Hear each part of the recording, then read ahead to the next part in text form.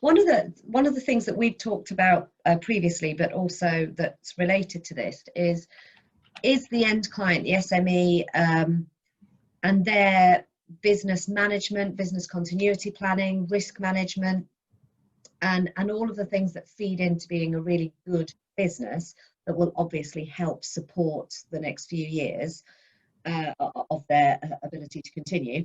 How do you as an MGA support that end user in those processes, or can you, or is there a, what do you think about that? Well, I think as an MGA, and we're in anybody that's not the broker or direct insurer is one step removed from the customer and the client. So it's difficult to us to directly influence the business practices and the risk management and business continuity and all those fun things.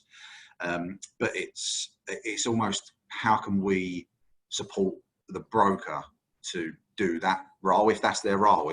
Sometimes it's not, but risk management comes into the remit of the local insurance broker, because that's what it's not just placing insurance, it's also advising on what links, the pitfalls of running the business and what their risks are. So a big part of what we do is our underwriters will, first of all, we choose which brokers that we work with, and it's the brokers that are community brokers, those that have done the visits to businesses, that they know the local area, they know so we know that they understand their customers, but also it's about asking the questions that need to be asked, and maybe doing the checks that we can do remotely, to not do the broker's job, but just assist them in doing what they want to do, and also encourage to use. There's tools available that are web-based or what have you, and encourage those use.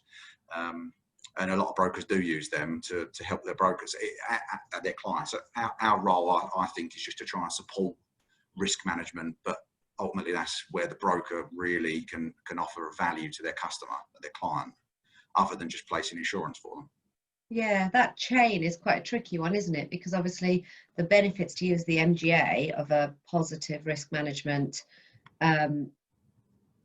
process at the end user are huge, and it's just crossing the links in that chain to enable everybody to support everybody in the best possible way. It's quite difficult. Yeah, so we as underwriters, we will ask it from an insurance, a risk acceptance and pricing position, because exactly what you're saying, that if you can select the risks that you want to, if you can highlight risks and you can then either offer advice, or a lot of people will see, I want an alarm at this. That's maybe, it's not a punitive measure, it's a risk management measure. So it's, we will look at it from that side, but then the brokers will look at that and go, okay, the underwriters looked at the risk, and these are good measures to take, or these are good questions. How can I then support my customer and my client to consider these risks? So because we are one step removed, it's very difficult, but not impossible, and it's more of a support role as opposed to a direct risk management role, in my view.